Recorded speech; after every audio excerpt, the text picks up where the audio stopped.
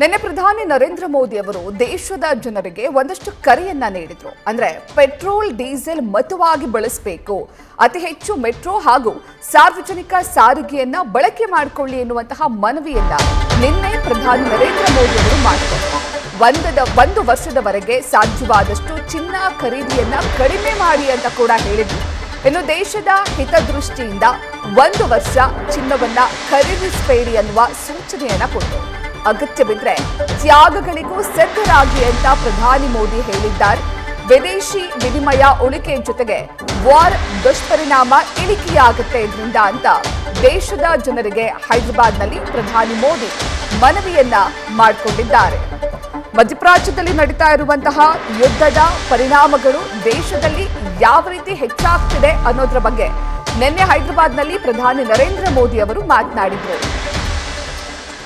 ನಿನ್ನೆ ಹೈದರಾಬಾದ್ನಲ್ಲಿ ದೇಶದ ಜನರಿಗೆ ಪ್ರಧಾನಿ ನರೇಂದ್ರ ಮೋದಿ ಒಂದಷ್ಟು ಕರೆಯನ್ನ ನೀಡಿದ್ದಾರೆ. ಅಂದ್ರೆ ದೇಶದ ಜನರು ಸದ್ಯಕ್ಕೆ ಯುದ್ಧದಿಂದ ಆಗ್ತಿರುವಂತಹ ದುಷ್ಪರಿಣಾಮಗಳ ಬಗ್ಗೆ ಯೋಚನೆ ಮಾಡಬೇಕು. ಪೆಟ್ರೋಲ್ ಹಾಗೂ ಡೀಸೆಲ್ ಅನ್ನ ಮಿತವಾಗಿ ಬಳಸಬೇಕು. ಯಾಕಂದ್ರೆ ಕಚ್ಚಾ ತೈಲದ ಬೆಲೆ ಏರಿಕೆಯಾಗಿದೆ. ಹಾಗಾಗಿ ಕಡಿಮೆ ಬಳಸಿ, ಹೆಚ್ಚಾಗಿ ಮೆಟ್ರೋ ಅಥವಾ ಸಾರ್ವಜನಿಕ ಸಾರಿಗೆಯನ್ನ ಬಳಸೋದ್ರಿಂದ ಪೆಟ್ರೋಲ್ ಹಾಗೂ ಡೀಸೆಲ್ ಬಳಕೆ ಕಮ್ಮಿ ಆಗುತ್ತೆ. ಇನ್ನು ಸಾಧ್ಯವಾದಷ್ಟು 1 ವರ್ಷಗಳ ಕಾಲ ಚಿನ್ನವನ್ನ ಖರೀದಿಸಬೇಡಿ.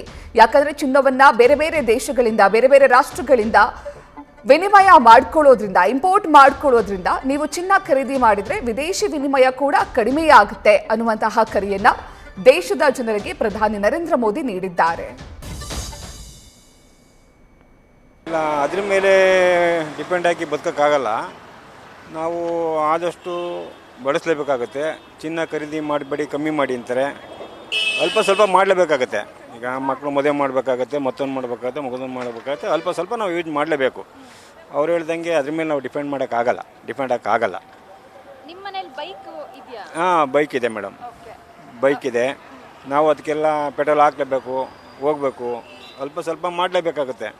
ತುಂಬಾ ಸಮಸ್ಯೆ ಆಗುತ್ತೆ ಮೇಡಮ್. ಈಗ ಬಸ್ಸುಗಳಾಗಲಿ, ಟ್ರೈನ್ ಆಗಲಿ ನಮ್ಮ ಮನೆ ಬಾಗಿಲಿಗೆ ಬರೋಲ್ಲ.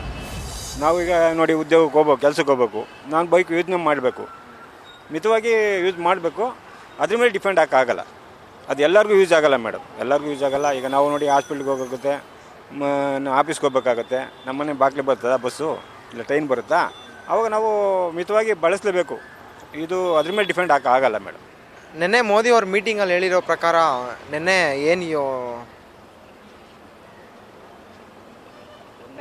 ಅದೇ ಪೆಟ್ರೋಲ್ ಚಿನ್ನದ ಬೆಲೆ ಏನು ಏರಿಕೆ ಆಗ್ತಿದೆ, 1 ವರ್ಷ ಸ್ಟಾಪ್ ಮಾಡಿ EV ವೆಹಿಕಲ್ನ ಹೆಚ್ಚು ಮಟ್ಟಿಗೆ ಬಳಸಿ ಈ ಮೆಟ್ರೋ ಸಂಚಾರ ಮತ್ತು KSRTC BMTC ಸಂಚಾರನ ಬಳಸ್ಕೊಂಡು ಪೆಟ್ರೋಲ್ ಮತ್ತು ಡೀಸೆಲ್ನ ಉಳಿತಾಯ ಮಾಡಬೇಕು ಅಂತ ನಿನ್ನೆ ಅನೌನ್ಸ್ ಮಾಡಿದ್ದಾರೆ.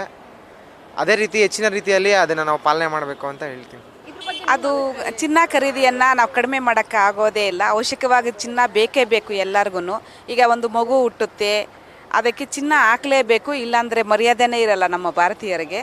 ಅದೇ ರೀತಿ ಒಂದು ಮದುವೆ ಆಗುತ್ತೆ, ಎಂಥ ಬಡವರು ಕೂಡ ಏನೋ ಅವ್ರಿಗೆ ತಕ್ಕಂಗಾದರೂ ಚಿನ್ನ ಹಾಕಲೇಬೇಕಾಗುತ್ತೆ. ನಾವು ಕಡಿಮೆ ಮಾಡೋಕ್ಕೆ ಕಷ್ಟ ಆಗುತ್ತೆ ಮೇಡಮ್ ಅವರೇ. ತ್ಯಾಗ ಮಾಡ್ಬೋದು ರೀ, ಏನು ಸಮಸ್ಯೆ ಇಲ್ಲ, ಏನಿಲ್ಲ ರೀ. ಓಕೆ, ಚಿನ್ನ ಇಲ್ಲ ಅಂದ್ರೆ ಬದುಕ್ಬೋದು. ಸಮಾರಂಭ ಇರುತ್ತೆ, ಮದುವೆ ಇರುತ್ತೆ, ನಡೀತದೆ ರೀ. ಅದ್ರಾಗ ಏನದ ರೀ, ಸ್ವಲ್ಪ ಇದ್ರೆ ನಡೆದು ಹೋಗ್ತದೆ ಅಷ್ಟೇ. ಈ ಸ್ಟೇಟ್ಮೆಂಟ್ ಕೇಳಿ ಏನು ಅನಿಸ್ತು ನಿಮಗೆ? ಚೆನ್ನಾಗಿ ಅನಿಸ್ತು ರೀ. ಚೆನ್ನಾಗಿ ಅನಿಸ್ತು. ಹಾಂ, ತ್ಯಾಗ ಮಾಡೋದಕ್ಕೆ ಸಿದ್ಧ ರೀ. ಚಿನ್ನ ಎಲ್ಲರಿಗೂ ಇಷ್ಟ ಆಗ್ತದೆ. 1 ವರ್ಷಕ್ಕಿಂತ ತ್ಯಾಗ ಮಾಡ್ಬೋದು, ಜಾಸ್ತಿ ದಿನ ಮಾಡೋಕ್ಕಾಗಲ್ಲ. ಫಂಕ್ಷನು, ಮದುವೆ ಎಲ್ಲ ಬೇಕೇ ಬೇಕು ಚಿನ್ನ. ಎಲ್ಲರಿಗೂ ಹೆಣ್ಮಕ್ಳಿಗೆ ಮೇನ್ ಪಾಯಿಂಟ್ ಚಿನ್ನನೇ ಇಷ್ಟ. ಎಲ್ಲಿಗೂ ಹೆಂಗೆ ಇಷ್ಟ, ನಮಗೂ ಹಾಗೆ ಇಷ್ಟ. 1 ವರ್ಷ ಹೆಂಗೋ ತ್ಯಾಗ ಮಾಡ್ಬೋದು, ಮುಂದೆ ಆಗಲ್ಲ. ಜಾಸ್ತಿ ದಿನ ಆದರೆ ದೇಶಕ್ಕೋಸ್ಕರ ತ್ಯಾಗ ಮಾಡ್ಬೋದು, ಮುಂದೆ ಆಗಲ್ಲ, ಜಾಸ್ತಿ ಆಗಲ್ಲ. ಅದೇ ಪೆಟ್ರೋಲ್ ಡೀಸೆಲ್ ಇಲ್ದೇ ಇದೇ ಮಾಡೋಕ್ಕಾಗಲ್ಲ. ಎಲ್ಲ ಉಪಯೋಗಿಸ್ಬೇಕು. ಪೆಟ್ರೋಲ್ ಡೀಸೆಲ್ ಬೇಕೇ ಬೇಕು. ಈ ಓಡಾಡೋ ಗಾಡಿಗಳಿಗೆ, ವೆಹಿಕಲ್ಗೆಲ್ಲ ಪೆಟ್ರೋಲು ಇಲ್ಲ ಅಂತ ಅಂದರೆ ಇದು ಮಾಡೋಕ್ಕಾಗಲ್ವಲ್ಲ ಮೇಡಮ್. ನಮ್ಮ ಮನೇಲಿ 2 ಬೈಕ್ ಇದೆ. ನನಗೊಂದು ಓಡಾಡೋಕ್ಕೆ. ಇಲ್ಲಿ ನನ್ನ ಮಗ ಸ್ಟಡಿ ಮಾಡ್ತಾಯಿದ್ದಾನೆ. ನನ್ನ ಮಗಂಗೆ ಇಲ್ಲಿ ಬೆಂಗಳೂರಲ್ಲಿ ಒಂದು ಬೈಕ್ ಕೊಡಿಸಿದ್ದೀನಿ. ಸರ್ಕಾರಿ ಬಸ್ ಯೂಸ್ ಮಾಡಬೇಕು. ಈಗ ಓಡಾಡೋಕ್ಕೆ ದೂರ ಎಲ್ಲ ಓಡಾಡೋಕ್ಕೆ ಹೊರಗಡೆಯಿಂದ ಬರ್ತೀವಿ, ಟೌನಿಗೆ ಬರಬೇಕು ಅಂದರೆ ಅಲ್ಲಿಂದ ಬೈಕಲ್ಲೇ ಓಡಾಡೋಕ್ಕಾಗಲ್ವಲ್ಲ. ಬ್ಯಾಟ್ರಿ ಗಾಡಿಗಳಂದರೆ ಯೂಸ್ ಮಾಡೋರು ಇರ್ತಾರೆ, ಅದು ಬ್ಯಾಟ್ರಿ ಯಾವ್ದಾದ್ರು ಟೈಮಲ್ಲಿ ಏನಾರು ಎಡವಟ್ಟಾದರೆ ಪ್ರಾಬ್ಲಮ್ ಆಗುತ್ತಲ್ಲ. ಮೆಟ್ರೋ ಇವೆಲ್ಲ ಬಳಸಿ ಅಂತ ಹೇಳಿದ್ದಾರೆ. ಪ್ರಧಾನಮಂತ್ರಿ ಹೇಳಿರೋದು ಒಳ್ಳೆಯದೇ.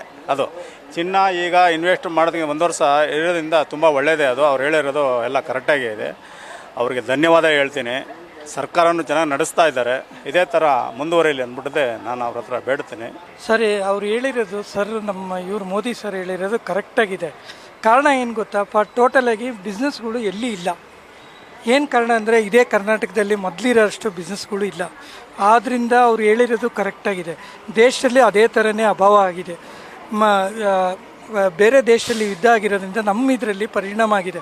ಕೆಲವೊಂದು ಎಣ್ಣೆ ರೇಟು, ಪ್ರತಿಯೊಂದು ನಾವು ತಿನ್ನೋ ಆಹಾರದನ್ನು ಎಲ್ಲ ಪ್ರತಿಯೊಂದು ತರಕಾರಿಯಿಂದನೂ ಜಾಸ್ತಿ ಆಗಿದೆ. ಅವ್ರು ಹೇಳಿರೋದು 100ಕ್ಕೆ 100 ಸತ್ಯ. 1 ವರ್ಷ ತಾಳ್ಮೆಯಿಂದ ಇರೋದು ಒಳ್ಳೆಯದೇ ಅಂತ ನನ್ನ ಅನಿಸಿಕೆ.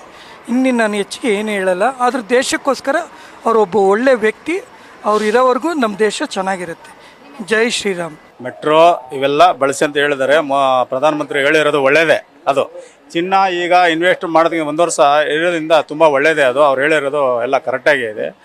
ಅವರಿಗೆ ಧನ್ಯವಾದ ಹೇಳ್ತೀನಿ. ಸರ್ಕಾರನೂ ಚೆನ್ನಾಗಿ ನಡೆಸ್ತಾ ಇದ್ದಾರೆ. ಇದೇ ಥರ ಮುಂದುವರಿಯಲಿ ಅಂದ್ಬಿಟ್ಟದೆ ನಾನು ಅವ್ರ ಹತ್ರ ಬೇಡ್ತೀನಿ. ಅಂದ್ರೆ ಪ್ರತಿಯೊಬ್ಬರು ಕೂಡ ಅಂದ್ರೆ ಸಾರಿಗೆ ವಾಹನಗಳನ್ನ ಬಳಸಿ ಜೀವನ ನಡೆಸೋದಕ್ಕಾಗುತ್ತಾ? ಈಗ ಬಳಸಲೇಬೇಕು. ಈಗ ಜಾಸ್ತಿ ಮೇಡಮ್ ಏನಾಗಿದೆ, ಮಿಡ್ಲ್ ಕ್ಲಾಸ್ದವರು ಜಾಸ್ತಿ ಇದ್ದಾರೆ. ಎಲ್ಲ ವೆಹಿಕಲಲ್ಲೇ ಓಡಾಡಬೇಕಂತ ಇದೇನಿಲ್ಲ. ಕಾಲಕ್ಕೆ ತಕ್ಕಂತೆ ಹೋಗಲೇಬೇಕು, ಆಗಬೇಕು. ಒಳ್ಳೇದೇ, ಅವ್ರು ಹೇಳಿರೋದು ಒಳ್ಳೇದೇ ಮೇಡಮ್. ಸರಿ, ಅವ್ರು ಹೇಳಿರೋದು ಇವ್ರು ಮೋದಿ ಸರ್ ಹೇಳಿರೋದು ಕರೆಕ್ಟಾಗಿದೆ. ಕಾರಣ ಏನು ಗೊತ್ತಾ, ಟೋಟಲಾಗಿ ಬಿಸ್ನೆಸ್ಗಳು ಎಲ್ಲಿ ಇಲ್ಲ. ಏನು ಕಾರಣ ಅಂದರೆ ಇದೇ ಕರ್ನಾಟಕದಲ್ಲಿ ಮೊದಲಿರೋಷ್ಟು ಬಿಸ್ನೆಸ್ಗಳು ಇಲ್ಲ. ಆದ್ದರಿಂದ ಅವ್ರು ಹೇಳಿರೋದು ಕರೆಕ್ಟಾಗಿದೆ. ದೇಶದಲ್ಲಿ ಅದೇ ಥರನೇ ಅಭಾವ ಆಗಿದೆ. ಬೇರೆ ದೇಶದಲ್ಲಿ ಯುದ್ಧ ಆಗಿರೋದ್ರಿಂದ ನಮ್ಮ ಇದರಲ್ಲಿ ಪರಿಣಾಮ ಆಗಿದೆ. ಕೆಲವೊಂದು ಎಣ್ಣೆ ರೇಟು, ಪ್ರತಿಯೊಂದು ನಾವು ತಿನ್ನೋ ಆಹಾರದನ್ನು ಎಲ್ಲ ಪ್ರತಿಯೊಂದು ತರಕಾರಿಯಿಂದನೂ ಜಾಸ್ತಿ ಆಗಿದೆ. ಅವ್ರು ಹೇಳಿರೋದು 100ಕ್ಕೆ 100 ಸತ್ಯ. 1 ವರ್ಷ ತಾಳ್ಮೆಯಿಂದ ಇರೋದು ಒಳ್ಳೆಯದೇ ಅಂತ ನನ್ನ ಅನಿಸಿಕೆ. ಇನ್ನು ನಾನು ಹೆಚ್ಚಿಗೆ ಏನು ಹೇಳಲ್ಲ. ಆದರೂ ದೇಶಕ್ಕೋಸ್ಕರ ಅವರೊಬ್ಬ ಒಳ್ಳೆ ವ್ಯಕ್ತಿ.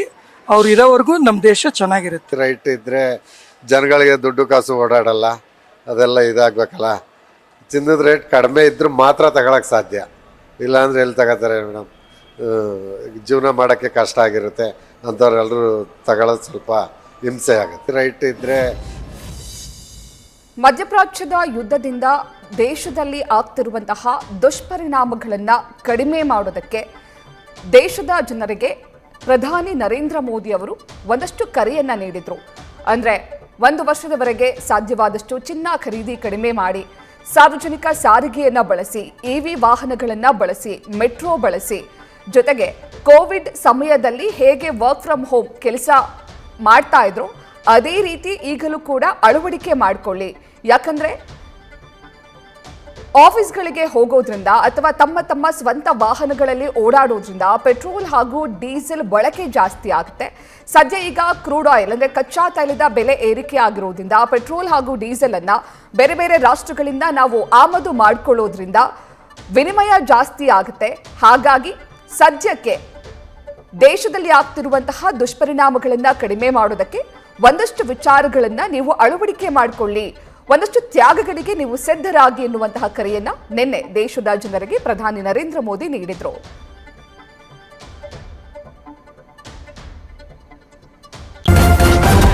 ನ್ಯೂಸ್ ಫಸ್ಟ್ ನಿರ್ಭೀತಿಯಿಂದ ನಿಮ್ಮ ಪರವಾಗಿ.